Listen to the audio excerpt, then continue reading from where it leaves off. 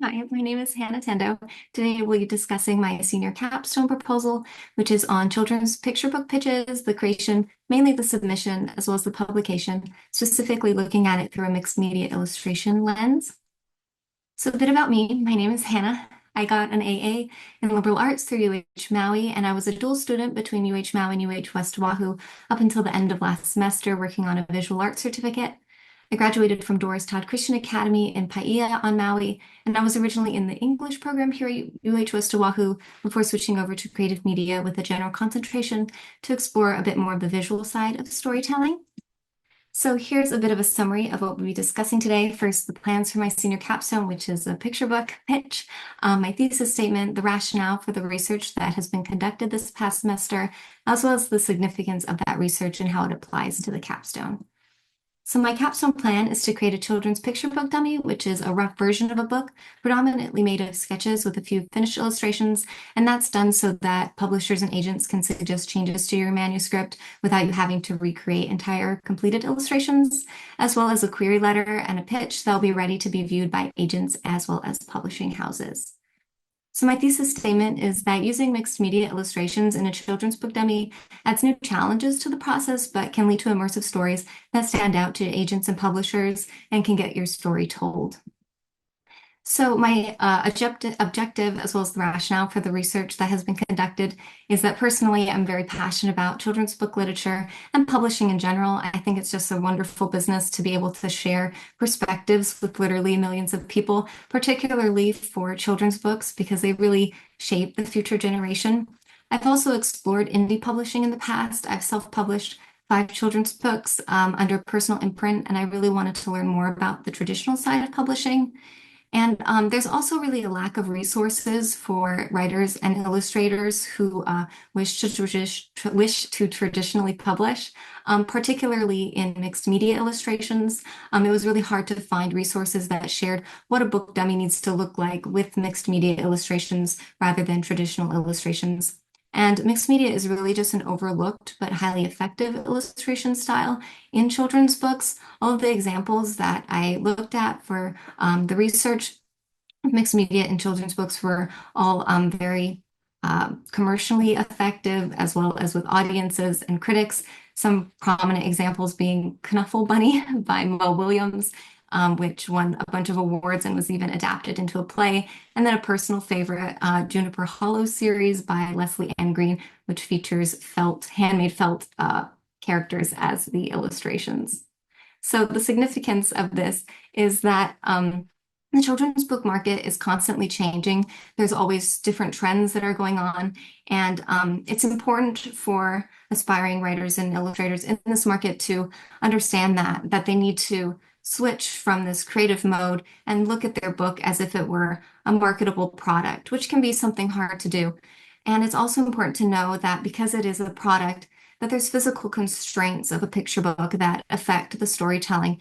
Like the pages need to be divisible by 8, and the industry standard is 32 pages, but only 28 of those pages can be actually dedicated to the story. So it's important to understand that constraint when writing your story and illustrating it, because a picture book publisher or agent won't want to pick up your book if it doesn't fit in those constraints because it'll be more expensive to print.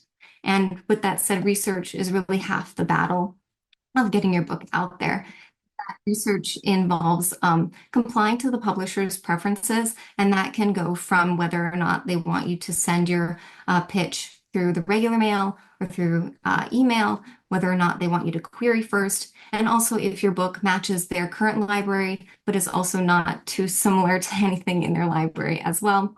And also following the proper formatting for query letters, such as font and even what number you round your word count up to. If you don't follow those rules, publishers and agents can look at your manuscript as if you didn't dedicate enough time to learning the business side, and sometimes not following those formatting rules can make them not want to even read your book. And that can stop a lot of really great stories from being told. And then again, you really need to know your audience. It's easy to look at children's literature as just this broad genre, but there's a lot of small subgenres such as paperback and hardcover and board books, but even the age groups of those books, as well as the genres such as fiction or nonfiction or mystery or what have you. So it's important, and this quote is by Suling, who wrote a book on this topic back in 2004, so it's a little bit dated, but she talked about how important it is to go out and read books in your chosen genre prior to finishing your book, because you don't want to dedicate all of this time and effort into something that perhaps has already been done and a publisher wouldn't want to pick up because it's already on the market. So here's a bit of data. We've been talking a lot about publishers and agents as the audience, but really the audience is children as well as the adults that are reading to them. So I included some data here about parents or guardians reading with children, which I love this, that 77% of children between the ages of 0 and 11 make sound effects while they're reading together, which I thought was cute. But it's also important to note that in the publishing process, rejection is really part of the process. 97% of picture book authors experience some form of rejection, and then 1 in 10 picture book authors have received over 100 rejections before their first book was published. And it's important to note that because it can feel like rejection is just hard to deal with, but it's important to note that that's really part of the process, even if you follow all of the rules. Your book is not going to fit with every publisher and agent.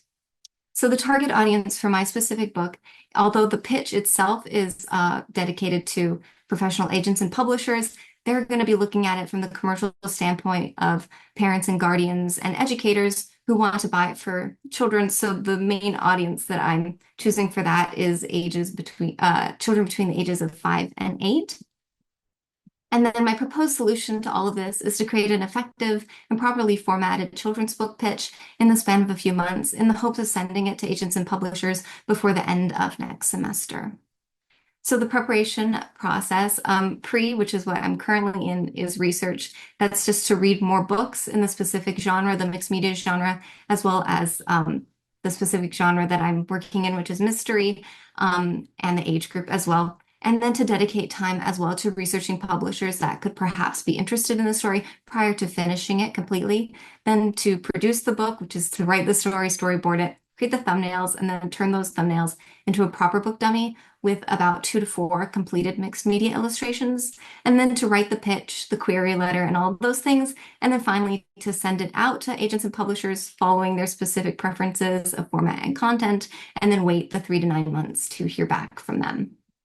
So the deliverable in and of itself is called The Adventures of Ellery Quartz, Pebble Investigator, The Case of the Invisible Author. And this is a bit of a synopsis. Simon Bedrock, the editor of the Pebble Gazette, has discovered fiction stories popping up in the pages of his newspaper. To stop this heinous crime from continuing, he recruits the only Pebble who can possibly solve the mystery, Ellery Quartz, Pebble Investigator. So I've started to do a bit of research in this area. Firstly, Ellery Quartz is a parody of Ellery Queen, which was a pen name for a writing duo, and it was also the name of a fictional character who solved mysteries, which was then adapted into radio as well as television. And I was a bit hesitant to go down the parody route because of copyright and all of those things, but I discussed it with my my creative professionals professor, who's a lawyer. And since Ellery Queen is in the public domain, as well as since it's a parody, it should be fine. And I'm excited about this because I think it'll help the book stand out to adults or maybe grandparents who are looking into purchasing books for their kids. As well as I've been looking into books in the children's book market, which are similar in theme. The main inspiration so far has been the Miss Mallard Mystery series by Robert Quackenbush, who was one of my favorite authors growing up, which are kind of hard-boiled mysteries, but super silly. And the same thing goes for Wilcox and Griswold Mystery series, which only came out a couple of years ago. These are different than the Ellery Quartz story in the fact that they're easy reader stories, so children will be reading these by themselves, as opposed to Ellery Quartz, which will be read to kids. And that comes along with Stick and Stone as well, which is for a younger audience, but involves kind of similar characters. But I think that there's enough difference there. And then as well, another difference between those books and the Ellery Quartz story will be the mixed media illustrations with the characters superimposed over photographs. And this is an area where I'm still figuring out what to do for the background, since 2 to 4 of the illustrations will be done now. And theoretically, if the book was picked up, the rest of the photographs would be taken 1 to 4 years from now. and flowers and plants and things like that will grow. So I'm trying to figure out if I should make a set at home or if I should try to take the photos on public property. If that's the case, then I would need to get a permit from the state of Hawaii. But we have some time to figure that out.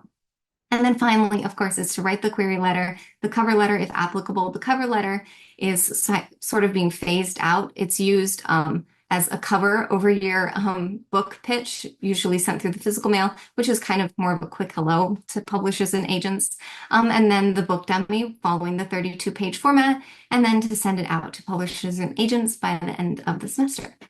So that's it. Thank you. Do you have any questions?